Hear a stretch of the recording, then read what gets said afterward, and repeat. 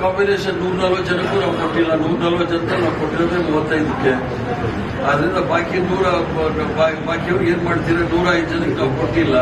ಅವ್ರಿಗೆ ಬೇರೆ ಬೇರೆ ಅವಕಾಶಗಳು ಮಾಡ್ತೀವಿ. ನಮ್ಮ ಪಕ್ಷದಲ್ಲಿ ಕೆಲವರು ಪಕ್ಷದಲ್ಲಿ ಕೆಲಸ ಮಾಡ್ತೀವಿ ಅಂತ ಹೇಳಿದ್ದಾರೆ. ಕೆಲವು MLAಗಳು ಅವ್ರಿಗೆ ಬೋರ್ಡು ಕಾರ್ಪೊರೇಷನ್ ಬೇಕು ಅಂತ ಹೇಳಿದ್ದಾರೆ. ಎಲ್ಲ ರೀತಿಯಲ್ಲೂ ಸಹ ಅವಕಾಶಗಳಿದೆ, ಅವಕಾಶ ಮಾಡಿಕೊಡ್ತೀವಿ, ಇಲ್ಲ ಅಂತಲ್ಲ.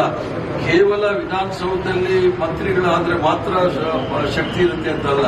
ಬೋರ್ಡು ಕಾರ್ಪೊರೇಷನ್ ಚೇರ್ಮನ್ ಆದ್ರೂ ಅವ್ರ ಕೆಲಸ ಅವ್ರು ಮಾಡ್ಬೋದು, ಅವ್ರ ಸಮುದಾಯಕ್ಕೆ ಕೆಲಸ ಮಾಡ್ಬೋದು. ಅದು SC ಇರ್ಬೋದು, ST ಇರ್ಬೋದು. ಅತಿ ಹೆಚ್ಚಿನ ಮೈನಾರಿಟಿಗೆ ನಾವು ಕೊಟ್ಟಿದ್ದೀವಿ. ಈ ಸಲ 4 ಜನಕ್ಕೆ ಕೊಟ್ಟಿದ್ದೀವಿ. 5 ಜನಕ್ಕೆ SC ST OBC SC ST ಕೊಟ್ಟಿದ್ದೀವಿ. OBCಗಳಿಗೆ ಕೊಟ್ಟಿದ್ದೀವಿ. ಅಪರ ಲಿಂಗಾಯತರಿಗೂ ಕೊಟ್ಟಿದ್ದೀವಿ. ಒಕ್ಕಲಿಗರಿಗೂ ಕೊಟ್ಟಿದ್ದೀವಿ. ಬ್ರಾಹ್ಮಣರಿಗೆ ಸರಿ ಕೊಡಕ್ಕಾಗಿಲ್ಲ. ಕೆಲವು ಕಾರಣದಲ್ಲಿ ಬೇರೆ ಕಡೆ ಅವ್ರನ್ನ ಯಾವ ರೀತಿ ಅವ್ರನ್ನ ಉಪಯೋಗ ತಗೋಬಹುದು ಅವ್ರ ಸೇವೆನ ಅಂತ ನೋಡ್ತಾ ಇದ್ದೀವಿ. ಮಹಿಳೆಯರು ಒಂದು ಖಾಲಿ ಜಾಗ ಇದೆಯಲ್ಲ, ಅದನ್ನು ಮಾಡಬೇಕು ಅಂತ ಹೇಳಿ ಒಂದು ತೀರ್ಮಾನ ತೆಗೆದುಕೊಳ್ಬೇಕು ಅಂತ ನಾವು ಈಗಾಗಲೇ ಹೇಳಿದ್ದೀವಿ. ಅವ್ರು ಯಾವ ಸಂದರ್ಭದಲ್ಲಿ ತೀರ್ಮಾನ ತೆಗೆದುಕೊಳ್ತಾರೆ ಅಂತ ಹೇಳ್ತೀವಿ. ಈಗಾಗಲೇ ಮಹಿಳೆಯರೆಲ್ಲ ಡೆಪ್ಟಿ ಚೇರ್ಮನ್ ಮಾಡಿದ್ದೀವಿ ಕೌನ್ಸಿಲಲ್ಲಿ.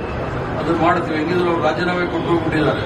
ಗುಂಡಿ ಕಳ್ಳರು ಏನು ಓಟ್ ಕದ್ದಿದ್ರು ಅದೇ ತರ ರಾಜೀನಾಮೆ ಕೊಟ್ಟು ಹೋಗಿದ್ರು ಅಲ್ಲಿ ಮಾಡ್ತೀವಿ. ಮಹಿಳೆಯರಿಗೆ ಈಗಾಗಲೇ ಘೋಷಣೆ ಮಾಡಿದ್ವಿ.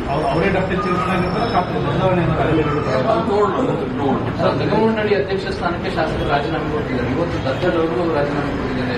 ಯಾರ್ಯಾರ ಬೇಸರ ಆಗಿದ್ದಾರೆ? ದದ್ದಲ್ ಅವರು ನನ್ನ ಜೊತೆ ಪಾರ್ಟಿನಲ್ಲಿ ಕೆಲಸ ಮಾಡ್ತೀನಿ ಅಂತ ಹೇಳಿದ್ದಾರೆ. ಬಂದು ಮನೆಗೆ ಬಂದಿದ್ರು ಬೆಳಿಗ್ಗೆ. ಮತ್ತೆ ಅಮ್ಮನಗೌಡರು ಬಂದಿದ್ರು. ಎಲ್ಲರೂ ಬಂದಿದ್ದಾರೆ. ಅವ್ರಿಗೆ ಯಾವ್ಯಾವ ರೀತಿ ಬೇಕು ಎಲ್ಲ ಚರ್ಚೆ ಮಾಡ್ತಾ ಇದ್ದಾರೆ.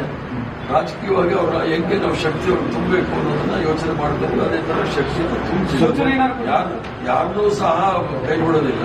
ಎಲ್ರಿಗೂ ಅವಕಾಶಗಳನ್ನು ಕೊಡ್ತೀವಿ. ಒಂದಲ್ಲ ಒಂದು ರೀತಿ ಕೊಡ್ತೀವಿ. ಸರ್, 28ರ ಚುನಾವಣಾ ದೃಷ್ಟಿಯಿಂದ ಸರ್ಕಾರವನ್ನು ಮಾಡ್ತೇವೆ. Are you happy sir? ಈ ಒಂದು ಮಾಡಿದ ಕ್ಯಾಬಿನೆಟ್ ತೃಪ್ತಿ ವೈಯಕ್ತಿಕವಾಗಿ? ನಾನು ವೈಯಕ್ತಿಕವಾಗಿ ಪಕ್ಷದ ಅಧ್ಯಕ್ಷನಾಗಿ ಕಾಂಗ್ರೆಸ್ ಪಕ್ಷದ ಏನು ಒಂದು ಸಿದ್ಧಾಂತ ಇದೆ, ಸಂವಿಧಾನದ ಆಶಯಗಳನ್ನು ಯಾವ ರೀತಿ ನಾವು ಅನುಷ್ಠಾನಕ್ಕೆ ತರಬೇಕು ಅನ್ನೋದನ್ನ ಬಹಳ ಸ್ಪಷ್ಟವಾಗಿ